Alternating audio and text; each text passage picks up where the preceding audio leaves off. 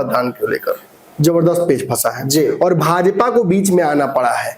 दूसरा, नीतीश कुमार की कुर्सी पर लोजपा की सीधी नजर पड़ना, ये जदयू को नागवारा गुजरा है जी। जदयू अंदर से बेचैन है जी। अगर चिराग पासवान की और उनकी पार्टी की मंशा थी कि जदयू को बिदका देना, तो जदयू बिदक चुकी है। अब इतनी आसानी से सीटों का समझौता होता नजर नहीं आ रहा है। लेकिन एक सुखद बात यह है इनके लिए कि 24 सीटें अदला बदली हो गई हैं जी। जो मुख्य पेच था, बहुत महत्वपूर्ण सीटें थी, ऐसी ऐसी वाड्रा नहीं है जी। चिराग पासवान के जीजा अरुण भारती ने दलितों के मुद्दे पर, चूंकि राहुल गांधी का बिहार आने का इस बार पूरा का पूरा जानते कार्य योजना क्या था, मोदी जी द्वारा देश भर में जातीय गणना कराने की जो फैसला है, उस पर क्रेडिट लेना। बिल्कुल, उन्हें पता था कि बिहार के हर घर से सैनिक हैं। ऐसे में सीज फायर जो थोड़ा सा मतलब अच्छा नहीं लगा लोगों को बिहार के, उसको भी बुनाने के लिए वो बिहार आए हैं। तो बहुत सारे मुद्दे थे, एक साथ बिहार पहुंचे। बिहार में महिला संवाद, फिर दलित समाज, फिर दरभंगा में देखा कि किस तरीके से वो पहुंच रहे थे। जो छात्रावास था वहां पर, दलित छात्रावास, प्रशासन ने मना किया सिक्योरिटी कारण से, लेकिन वो नहीं माने। कांग्रेस जिन राज्यों में सरकार बनाई, तमिलनाडु का भी उन्होंने तक दिया, और भी कई राज्यों का उन्होंने, याद नहीं एग्जैक्टली किस राज्य की बात उन्होंने की, एक राज्य का जिक्र उन्होंने किया जहां कांग्रेस ने वर्गीकरण किया, सरकार बनाते ही, हाँ, सरकार बनाते ही वर्गीकरण कर दिया, और आरक्षण विदिन आरक्षण, कोटा विदिन कोटा करने की कोशिश की, जिसका विरोध राहुल गांधी, जिसका विरोध जिसका विरोध चिराग पासवान की पार्टी और अरुण भारती ने खुद किया था। तो ऐसे में एक तो कुमार को इसका श्रेय मिलना चाहिए, लेकिन नरेंद्र मोदी देश भर में करा रहे हैं, तो इसका भी श्रेय वही लेंगे, क्योंकि ओबीसी नेता है वो, और इस पर श्रेय लेने की होड़ चल रही है। ऐसे में निश्चित ही नीतीश कुमार चुनावी मोड में हैं। वो जानते हैं कि जो कार्य किया है उन्होंने कालांतर में, उन कार्यों को दिखाकर ही वोट मांगा जा सकता है जदयू के द्वारा, और कोई ताकत जदयू के पास नहीं है। और आप देखिए, किसी भी मंत्री का प्रोफाइल खोल के फेसबुक पे देखिए, ट्विटर पे, हर जगह नीतीश कुमार के साथ अपनी तस्वीर से चमकाने की कोशिश की जा रही है। फिर जैसे हम हिंदुओं के सेंटिमेंट, उनके आरक्षण, उनके भविष्य, उनके विकास के लिए कितना हम प्रतिबद्ध है, इस बात से देखिए कि हम सभी जाति के पार्टियों को अपने साथ रखे हुए हैं, और कहीं ना कहीं ये चमकाने की कोशिश उनके द्वारा की जाएगी। एक और बड़ी बात है कि चूंकि एक बड़ा हमला हुआ, पाकिस्तान से लड़ाई हुई, और उसके बाद सीज फायर जैसा एक परिस्थिति है, जिसके चलते थोड़ा कम पॉपुलर हुए हैं मोदी जी। नोरमा ग्रुप, जो सोचता है वो करता है, आपके अपने सपनों का आशियाना। नमस्कार, मैं विकास सिंह राजपूत और आप देख रहे हैं रातों रात बुलेटिन, जहां पर खबरें असरदार होती है और बिहार की मुद्दों की बात होती है। वैसे में वादे के मुताबिक घड़ी में सुबह के 7 बज रहे हैं, और हम और हमारे संपादक डॉक्टर नमन मिश्रा सर एक बार फिर से आपके सामने रातों रात बुलेटिन लेकर है, जहां पर हम आज बात करेंगे चिराग पासवान से लेकर तेजस्वी यादव, और तेजस्वी यादव से लेकर राहुल गांधी पर। और खबरों की शुरुआत करने से पहले हम आपको ये जरूर बता दें कि हर रोज सुबह 7 बजे हम इसी समय पर आपके सामने आते हैं, तो भरपूर खबरों को शेयर कीजिए और चैनल को सब्सक्राइब जरूर कीजिएगा। बढ़ते हैं आगे, और आज अहम खबर रहेगी, आज चिराग पासवान एनडीए से आउट हो सकते हैं। देखिए, कार्यकारिणी की बैठक है जी, और ऐसे समय में ये बैठक हो रही है, बहुत सारी बातें तो हम नहीं भी बोल सकते हैं, क्योंकि ऐसा चल रहा है सब कुछ बहुत कंक्रीट निकल कर आए, ये संभव नहीं। लेकिन 2 बातें जो मैंने बहुत वेरीफाई कर ली हैं, हर लेवल पे वेरीफाई की हैं, वो कंफर्म है। एक, जदयू और लोजपा के बीच सीटों के आदान प्रदान को लेकर जबरदस्त पेच फंसा है जी, और भाजपा को बीच में आना पड़ा है। दूसरा, नीतीश कुमार की कुर्सी पर लोजपा की सीधी नजर पड़ना, ये जदयू को नागवारा गुजरा है जी। जदयू अंदर से बेचैन है। अगर चिराग पासवान की और उनकी पार्टी की मंशा थी कि जदयू को बिदका देना, तो जदयू बिदक चुकी है। अब इतनी आसानी से सीटों का समझौता होता नजर नहीं आ रहा है। लेकिन एक सुखद बात यह है इनके लिए कि 24 सीटें अदला बदली हो गई हैं जी। जो मुख्य पेच था, बहुत महत्वपूर्ण सीटें थी, ऐसी ऐसी सीटें हैं, मैंने कल पंचनामा में बताया, अभी उन सीटों का मैंने पूरा लिस्ट बताया है, जो काफी फंसा सकती थी पेंच, लेकिन अब उन पर से पर्दा हट गया है, और संशय के बादल भी हट चुके हैं। लेकिन चिराग पासवान को कितनी सीटें मिलेंगी इसको लेकर अब सार्वजनिक तौर पर 28-27 सीटों का ही जिक्र हो रहा है। डिमांड 40 की है, 35 तक एडजस्ट हो सकते हैं, लेकिन 28-27 की सीटों की जब डिमांड की बात देने की बात आ रही है तो कहीं ना कहीं दिक्कत उत्पन्न होगी और इसीलिए ये बैठक बुलाई गई है। इस बैठक को बुलाकर चिराग पासवान अपनी ताकत भी दिखा रहे हैं, थोड़ी हनक भी दिखा रहे हैं और थोड़ा प्रेशर पॉलिटिक्स भी कर रहे हैं और इसी हिसाब से एक रेजोल्यूशन भी पास किया जा सकता है। क्योंकि कार्यकारिणी की बैठक है, सारे दिग्गज नेता मौजूद होंगे और मुझे जो खबर प्राप्त हुई है इस पूरी बैठक के सूत्रधार अरुण भारती हैं, जो उनके एमपी भी हैं और जीजाजी भी हैं। उन्होंने पार्टी की स्थिति को लेकर और खासतौर पे जदयू के उदासीन रवैया, जो जदयू ने जिस तरीके से सीट बंटवारे में अपना हिस्सा लेकर और हट जाने के जो काम किया है, उससे जो नाराजगी उत्पन्न हुई है, उसके चलते जो एक असहज स्थिति उत्पन्न हुई है, उसको टैकल करने के लिए अरुण भारती ने यह बैठक बुलाई है। ज्यादा चांस है कि चिराग पासवान नहीं, अरुण भारती इसमें फैसला लेंगे। अब फैसला क्या हो सकता है वो हम कार्यक्रम के बाद ही बता पाएंगे। बिल्कुल। बढ़ते हैं अगली खबर की ओर। राहुल गांधी का बिहार दौरा था, लेकिन राहुल गांधी बिहार पहुंचते हैं पर बिहार में घेरे जाते हैं और घेरे बिहार पुलिस के द्वारा तो जाते ही हैं, पर एक और खास व्यक्ति उन्हें घेर लेते हैं। जीजाजी उन्हें घेर लिए बिहार। ये वही जीजाजी हैं, चिराग पासवान के जीजा है, ये रॉबर्ट वाड्रा नहीं है। चिराग पासवान के जीजा अरुण भारती ने दलितों के मुद्दे पर, चूंकि राहुल गांधी का बिहार आने का इस बार पूरा का पूरा जानते कार्य योजना क्या था, मोदी जी द्वारा देश भर में जातीय गणना कराने की जो फैसला है उस पर क्रेडिट लेना। बिल्कुल, उन्हें पता था कि बिहार के हर घर से सैनिक हैं, ऐसे में सीज फायर जो थोड़ा सा मतलब अच्छा नहीं लगा लोगों को बिहार के, उसको भी बुनाने के लिए वो बिहार आए हैं। तो बहुत सारे मुद्दे थे, एक साथ बिहार पहुंचे। बिहार में महिला संवाद, फिर दलित समाज, फिर दरभंगा में आपने देखा कि किस तरीके से वो पहुंच रहे थे। जो छात्रावास था वहां पर दलित छात्रावास, प्रशासन ने मना किया सिक्योरिटी कारण से, लेकिन वो नहीं माने, लड़ते झगड़ते पहुंच गए, केस भी उन पर दर्ज हो गया है। लेकिन जो करना चाहते थे वो तो उन्हें कर दिया, ताला तोड़कर घुसे अंदर और मुलाकात भी उन्होंने की। उसके बाद भी तस्वीरें आपने देखे होंगी, लेकिन उस पर कई एजेंडों के तहत चिराग पासवान के जो जीजा हैं, एमपी है अरुण भारती, उन्होंने हमला किया है। उन्होंने जो कहा है वो सुनने लायक है। राहुल गांधी राहू हैं इस देश के लिए भी और कांग्रेस के लिए भी। दलितों की राजनीति कब से राहुल गांधी करने लगे? जो बाबा साहेब अंबेडकर को सालों साल उनको यातना जिस सरकार ने दी, जिस पार्टी ने दी, वो दलितों का हितैषी नहीं हो सकती है। इसके अलावा उन्होंने ये भी कहा कि जब जब कांग्रेस सत्ता से बाहर होती है तब तब उसको दलितों की याद आती है। आज देश का दलित चिराग पासवान की तरफ देख रहा है और नरेंद्र मोदी की तरफ देख रहा है।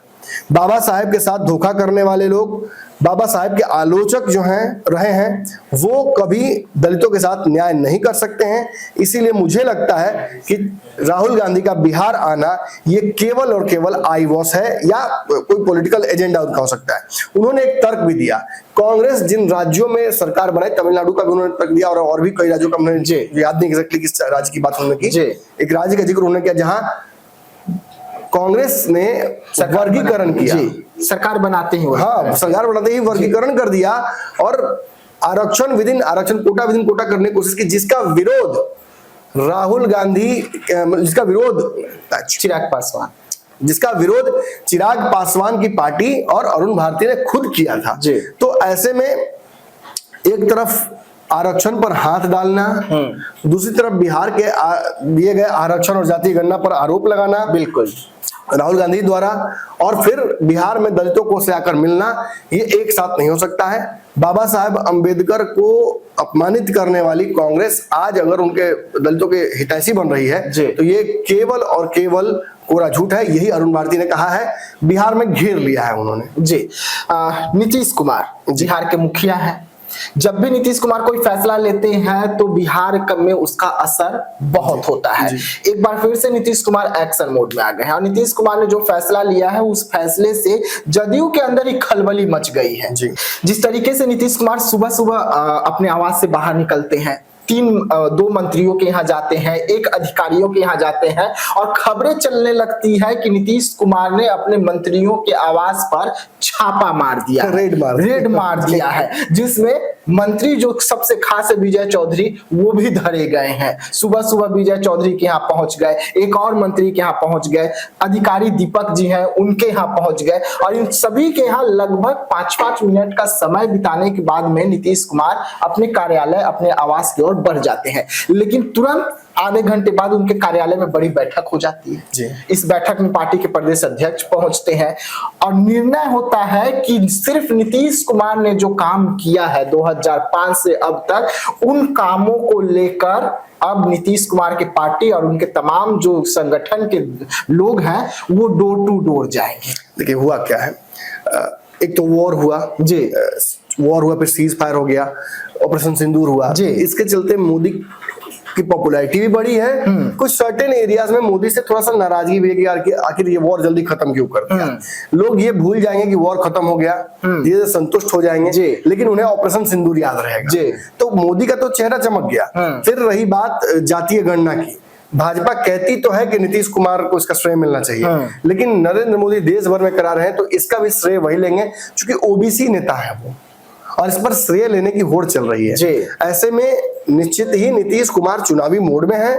वो जानते हैं कि जो कार्य किया है उन्होंने कालांतर में, उन कार्यों को दिखाकर ही वोट मांगा जा सकता है जदयू के द्वारा, और कोई ताकत जदयू के पास नहीं है। और आप देखिए किसी भी मंत्री का प्रोफाइल खोल के फेसबुक पर देखिए, ट्विटर पे हर जगह नीतीश कुमार के साथ अपनी तस्वीर से चमकाने की कोशिश की जा रही है। फेसबुक पर एक कैंपेन चल रहा है, पेड प्रमोशन चल रहा है, नीतीश कुमार के पुराने वीडियो चलाए जा रहे हैं। सदन में क्या बोला, कैसे एक्शन मोड में रहते थे, जवानी की वीडियोस, ये चला चला कर दिखाया जा रहा है कि नीतीश अभी भी बहुत ताकतवर और एक ऑटोक्रेटिक नेता है, अरिस्टोक्रेटिक नेता है। लेकिन ये जान लीजिए कि सबसे बड़ी समस्या यहाँ उत्पन्न ये हो रही है कि सर्वे रिपोर्ट जो आ रहे हैं वो नीतीश कुमार ही नहीं जदयू की नींद उड़ा रहे हैं, और अब तो भाजपा उन सर्वे की वजह से बेचैन हो रही है। तो ऐसी एक तरफ बेचैनी चल रही है तो कंपनसेशन कहीं ना कहीं करेंगे ना, इसलिए नीतीश कुमार रातों की नींद उनकी उड़ी हुई है, जल्दी जल्दी सुबह उठ जा रहे हैं और एक्शन मोड में आ जा रहे सुबह सुबह। चलिए, नीतीश कुमार का बिहार में छापे जो मार रहे हैं वो लगातार जारी है, लेकिन इसी बीच में एक बार फिर से कर्ज चुकाने के लिए पीएम मोदी का बिहार दौरा हो रहा है। बिहार आ रहे हैं और बिहार में कर्ज चुकाने आ रहे हैं। 30 तारीख को मोदी जी का कार्यक्रम है बिहार में जी। एक तो वो निश्चित ही बिहार की धरती से ही उन्होंने कहा था कि हम बदला लेंगे पहलगांव का, तो वो बदला लेने के बाद ऑपरेशन सिंदूर के बाद बिहार आकर बिहार वासियों को बताएंगे कि हमने बदला ले लिया जी, हमने कर्जा चुका दिया जी। और दूसरी तरफ जातीय गणना जो उन्होंने फैसला लिया है, इसके बाद भी उनका ये आना हो रहा है, तो कहीं ना कहीं मुझे लगता है कि जातीय गणना पर भी अपनी चेहरा चमकाने की कोशिश वो करेंगे, बताने की कोशिश करेंगे कि हमारे पास 5 संगठन में गठन बंधन के दल हैं और 5 विभिन्न जातियों के रिप्रेजेंटेटिव हैं, और आप समझ सकते हैं कि हम हिंदुत्व को लेकर कितना सीरियस है, हम हिंदुओं के सेंटिमेंट, उनके आरक्षण, उनके भविष्य, उनके विकास के लिए कितना हम प्रतिबद्ध हैं।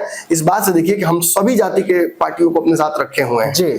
और कहीं ना कहीं ये चमकाने की कोशिश उनके द्वारा की जाएगी। एक और बड़ी बात है कि चूंकि एक बड़ा हमला हुआ, पाकिस्तान से लड़ाई हुई और उसके बाद सीज फायर जैसा एक परिस्थिति आई, जिसके चलते थोड़ा कम पॉपुलर हुए हैं मोदी जी जी। घर घर में चर्चा हो रही है कि इतनी जल्दी क्यों बंद कर दिया लड़ाई, पाकिस्तान को जवाब देना चाहिए था, वो तो मानेगा नहीं। तो हो सकता है कि अपनी स्थिति भी स्पष्ट करने मोदी जी आएंगे, क्योंकि डैमेज कंट्रोल मोड में मोदी आ गए हैं जी। देश को संबोधन करना 8 बजे या सुबह में पहुंच जाना एयरबेस पर सेना के बीच में, या बिहार में वापस 30 तारीख को आना। मुझे लगता है कि बिहार में चुनाव है तो वो सारे के सारे जो उनके कार्य हैं या सूचना तंत्र है उसको चैनलाइज बिहार की ओर कर रहे हैं। जदयू की जो सीट है उसमें दर्जनों सीट में हेरा फेरी की खबरें निकलकर सामने आ रही है। नीतीश कुमार दर्जनों सीट पर हेरा फेरी कर रहे हैं, तैयारी कर रहे हैं। मुझे लगता है कि देखिए, मैंने तो बताया ही आपको, 24 ऐसी सीटें हैं जिनको चिन्हित कर ली गई हैं जी। इन सीटों की लिस्ट को एक दूसरे के साथ शेयर भी किया गया है। उसकी लिस्ट मैंने कल पंचनामा में बताई भी है। मैंने दर्शकों को बताया था कि एग्जैक्टली कौन कौन सी सीटें हो सकती हैं जो चिन्हित की गई हैं। मैंने जो बताया था सीटें मैं बता रहा हूँ आपको। मुझे लगता है मैंने कुछ सीटें तो बताई थी, लेकिन मैं और आपको बता देता हूँ। समस्तीपुर, मोहनिया, कल्याणपुर, बेलसंड, मटिहानी, मीनापुर, सिकटा, वैशाली, जमुई, खगड़िया, नवादा, ये ऐसी सीटें हैं जो अदला बदली हो सकती हैं।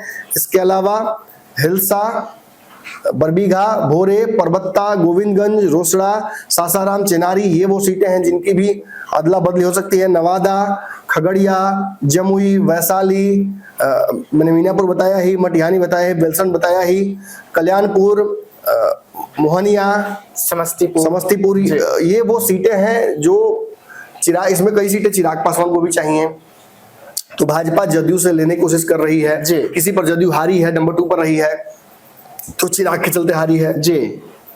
कोई सीट जदयू जीती हुई है, वो एक्सचेंज करना चाह रही है। बीजेपी इसके बदले कुछ अपनी सीट, जीती हुई सीटें भी भाजपा को देगी, जदयू को देगी। मैंने बेसिकली बताया था कल कि मगध रेंज में जी कई सीटें हैं, जहानाबाद रेंज में कई ऐसी सीटें हैं जो अब जदयू लड़ती रही है पुराने तौर पर, लेकिन अब जदयू लड़ना नहीं चाहती है जी। जदयू वहां से रोल बैक करना चाहती है। उसे समझ में आ गया है कि इन जहानाबाद की हार जो थी, उससे उसे लगा कि अब यहाँ पे बहुत कुछ हो नहीं सकता है, और वो भाजपा के गढ़ की तरफ भाग रही है। मतलब चंपारण की तरफ भाग रही है, वो मुजफ्फरपुर, वैशाली की तरफ भाग रही है। तो इन जगहों पर इंटरचेंज ऑफ सीट्स करने के लिए बीजेपी को कुर्बानी देनी पड़ेगी और जदयू को भी कुर्बानी देनी पड़ेगी, और चिराग पासवान तभी एडजस्ट हो पाएंगे। तो ये एकाएक मतलब रातों रात कुछ सीटों का लिस्ट हमें प्राप्त हुआ, हमने वेरीफाई किया, तो कई सीटें इसमें से वास्तविक तौर पर निकली। और मुझे लगता है कि इससे एक बात, जो दर्शकों को बताने का मकसद क्या था, इससे एक बात तो कंफर्म हो जाता है दर्शकों कि सीट बंटवारे को लेकर अब खुले दिल से बातचीत होने लगी है जी, और इसको लेकर एक रास्ता निकलता हुआ अब नजर आने लगा है। चलिए, तो रातों रात देख रहे थे आप, जहां पर खबरों की रफ्तार से हम आपको बिहार की राजनीति में क्या कुछ होने जा रहा है इसे समझा रहे थे। राहुल गांधी का बिहार दौरा, मोदी जी का बिहार दौरा, ये तमाम दौरे जो हैं चुनाव के बीच में हो रहे हैं, और वादे के मुताबिक हम रातों रात इसी तरीके से लाते रहेंगे, और कल फिर इसी समय पर हम आपके सामने होंगे। आपके हाथों में चाय की कप होगी, आप चाय का मजा लीजिएगा और साथ ही साथ खबरों का भी मजा। तो ऐसे तमाम खबरों के लिए रहिएगा साथ, दीजिएगा इजाजत, धन्यवाद। पनोरमा ग्रुप, जो सोचता है वो करता है। अगर ये वीडियो पसंद आई और वह बिहार के राजनीति और बिहारियत से सरोकार रखेनी तो सब्सक्राइब बटन दबा के चैनल के सब्सक्राइब कर ली। ओजे एगो घंटी बा, ओकरा बटन दबा देला से कुल सटीक और मारक खबर रुआ मुफ्त में मिल जाई। अगर रुआ पत्रकारिता के हमनी के नया प्रयोग में सहयोग कर चाहतानी तो ज्वाइन बटन दबा दी। पेटीएम नंबर नोट कर ली 9386816700। धन्यवाद।